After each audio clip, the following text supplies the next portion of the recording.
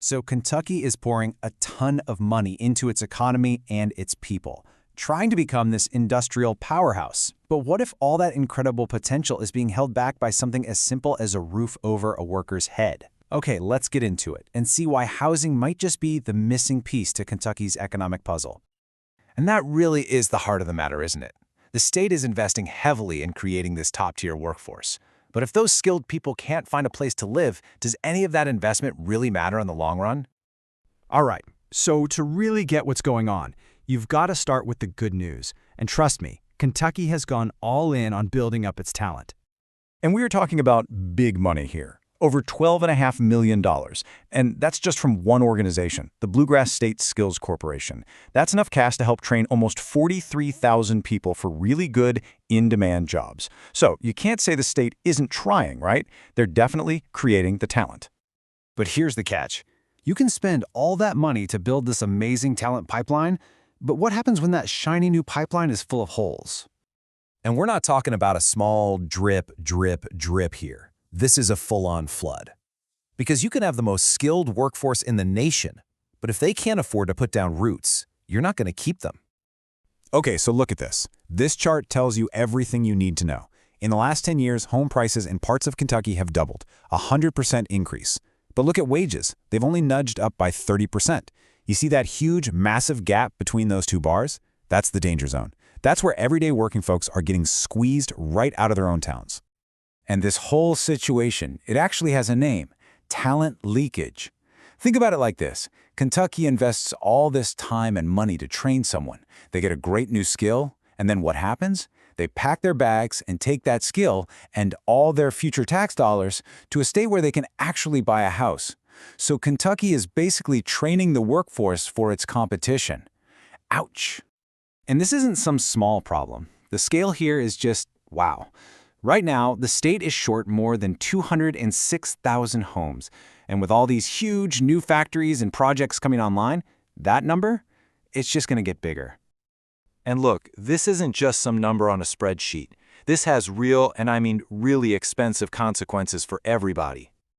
I love this quote because it completely flips the script on how we think about this.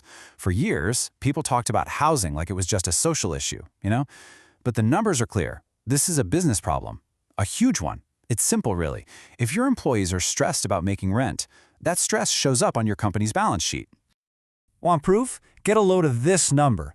In Kentucky's nursing homes, a sector we all depend on, the annual employee turnover rate is 94%. Let that sink in. 94%. And a huge driver of that is the insane financial pressure these workers are under, with housing being a massive part of it. And let me tell you, that kind of turnover, it costs a fortune. Just to replace one registered nurse, an employer is looking at over 46 grand. For someone more specialized, it could be double their entire annual salary. This isn't pocket change. These are huge, recurring hits to the bottom line, and it's all tied back to housing instability. And what about the workers? Well, for them, this whole mess feels like a bunch of hidden taxes just eating away at their life.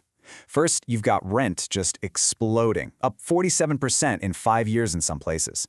Then, because you can't afford to live near work, you've got these brutal commutes, which means you're more likely to miss work. And here's a crazy one. If you're moving around all the time, you could literally lose your professional license just because you don't have a stable address. It's a nightmare. You know who else gets hit hard by this? A really vital part of the state's economy, the immigrant workforce. These aren't just any jobs. We're talking about a quarter of the state's software developers, 16% of its doctors and surgeons.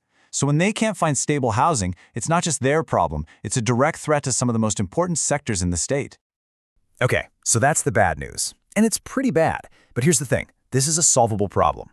There are actual proven blueprints out there that can fix this, so let's get into it.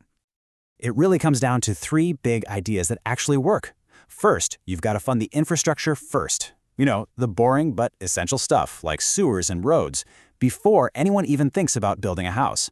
Second, you have to ease up on the regulations to allow for what they call middle housing. Duplexes, townhouses, the kind of stuff normal people can actually afford. And third, be smart about it. Use data to build homes where the jobs actually are. And the best part is, Kentucky doesn't have to reinvent the wheel here. Its neighbors are already on it. Take Indiana. They've got this cool revolving loan fund that helps pay for all that pre-construction stuff, which makes it way less risky for developers. Then you've got Ohio, which is using tax credits to get more of those affordable starter homes built. Let's dig into that Indiana model for a second, because it's really smart. The state threw in more than $75 million to cover those upfront site prep costs, and they were really strategic about how they spent it. 70% of it goes to rural areas, and they make towns prove they have housing-friendly rules. They even have to get letters from local companies saying, yes, we need this housing for our workers. So what does this all add up to? It means we have to completely change how we think about housing. It's not just a social good, it's a powerful economic engine. And hey, this isn't just a Louisville or Lexington problem. Not by a long shot. Get this, 41% of the state's population lives in rural areas. And for the first time in a decade, those places are actually growing again. But if they can't build the homes to support that growth, this huge opportunity could just fizzle out. So this is the big takeaway, the real shifting thinking. We have to stop treating housing as some kind of social program and start seeing it as critical economic infrastructure, just as important as a highway or a bridge. It's literally the foundation you build a strong workforce on. And that brings me to this final quote from the report that kicked off this whole explainer, because it just says it all so perfectly. A worker cannot participate in a training program they cannot reach, and they cannot stay with an employer if they cannot afford a home nearby. It's that simple. The pipeline isn't just an idea, it's a physical path. And that path starts with a front door. So I'll leave you with this question to chew on.